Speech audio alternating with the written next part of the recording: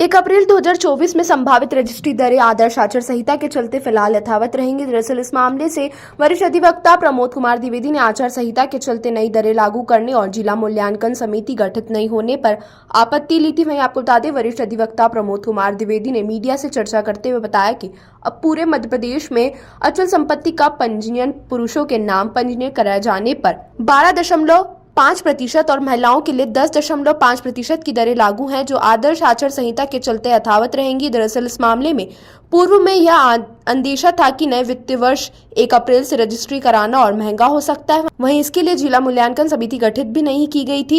इस मामले को लेकर द्विवेदी ने शासन के खिलाफ कोर्ट में जाने को कहा था। इसके बाद ही नई दर को लेकर कोई आदेश नहीं आया और पुरानी घरों की रजिस्ट्री जारी है। प्रेस वार्ता रखी, क्या उद्देश्य?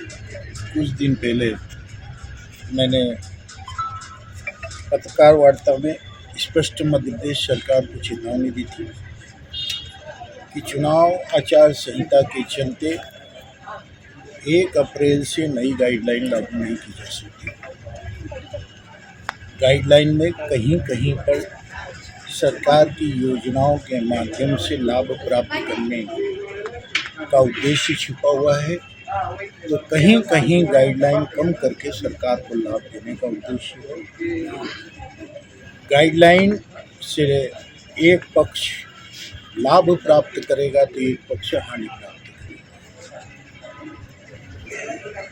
गाइडलाइन कोई आवश्यक वस्तु नहीं है कि उसे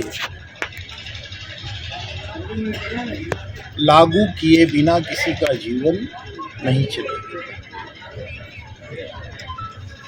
चुनाव आयोग से अनुमति लेना पड़ेगी, तो बिना चुनाव आयोग से अनुमति लिए गाइडलाइन लागू कर दी गई तो मैं न्यायालय की शरण लूँगा। कल रात को महानिरीक्षक पंजीयक का पत्र जारी हुआ है, जो पत्र मैंने आप लोगों के समक्ष रखा है। उससे स्पष्ट हो गया कि उन्होंने अपने पत्र में ही स्पष्ट लिखा है कि आदर्श चुनाव आचार संहिता के चलते 1 अप्रैल 2024 से लागू होने वाली गाइडलाइन नहीं लागू की जा रही है। यानी कि मैं सही कहते हैं कि एक जुगनू भी अंधेरे में रोशनी फैला देता है। जरा हिम्मत तो रखो। सन 2023 अभी तक जो रजिस्ट्रियाँ हो रही थी 31 मार्च यानी कल तक, उन्हीं पर आगे भी रजिस्ट्रियाँ होंगी जब तक चुनाव आचार संहिता समाप्त नहीं होती और नए सिरे से सरकार कवायद नहीं करती। मैंने आप लोगों को केवल इसीलिए आमंत्रित किया है कि गलत का विरोध आम आदमी भी करे, निर्णय उसके पक्ष में भी होता है। मैं प्रदेश के और शहर के उन तमाम नागरिकों को जिन्होंने सरकार के विकास के लिए रंग पंचमी जैसे त्यौहार को अधूरा छोड़ते हुए अधिकारियों ने रंग पंचमी के दूसरे दिन वाले अवकाश को बलाए ताक में रखते हुए इंदौर के वकीलों ने और अन्य जनता ने रविवार को और छुट्टी के दिनों में भी रजिस्ट्रार कार्यालय में जाकर के सरकार का खजाना भरा है।